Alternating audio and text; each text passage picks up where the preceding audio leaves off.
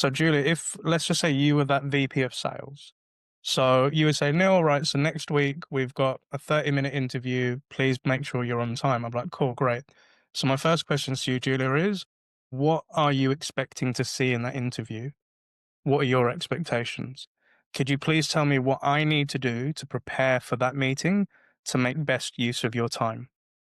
Can you tell me, are there any resources I should bring to that call, such as examples of my work, of what I've done in sales, and along with quota?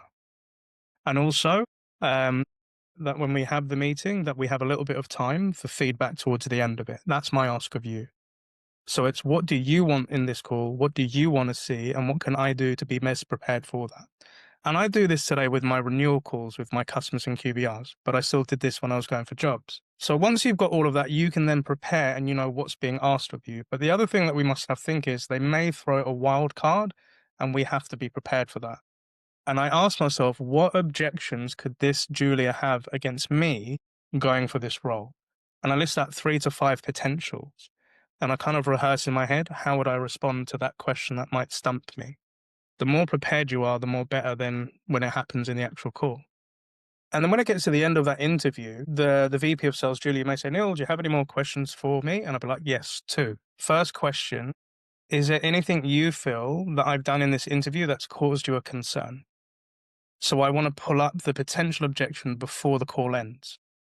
And if they say, well, I was a little worried about when you talked about this experience and this, I can answer it there and then. Question number 2, actually, let's say 3. Question number 2 is, if I was to come on board with your company, what does my first week to 2 weeks look like with you? You're now showing this person that you're thinking strategically, but you're already thinking about the future and how you want to hit the ground running. And this is my third optional question, if you're feeling quite confident with it. Julia, in your opinion, as the VP of sales, what do you think is missing from our sales team today? Because now this person is going to be honest about what they don't get from their team. And if you can be that person to bring that in, you'll be a lucky favorite with them. Julia, what do you think? Sorry, I was unmuting. Yeah, I think it's great. If you don't mind, could you share the script after with me? Because those are amazing questions. And what I will do, I will definitely cold call and ask like how I should be prepared and how to do that. Thanks.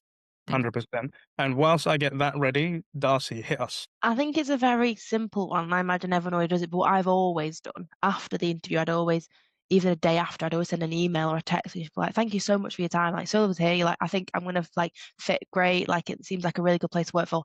Let me know if you've got any other questions. Because I don't know, but I do that in a sales job as well. Like when I was back in cars, for example, if someone came in, I'm like, so lovely to meet you yesterday. Do you have any further questions?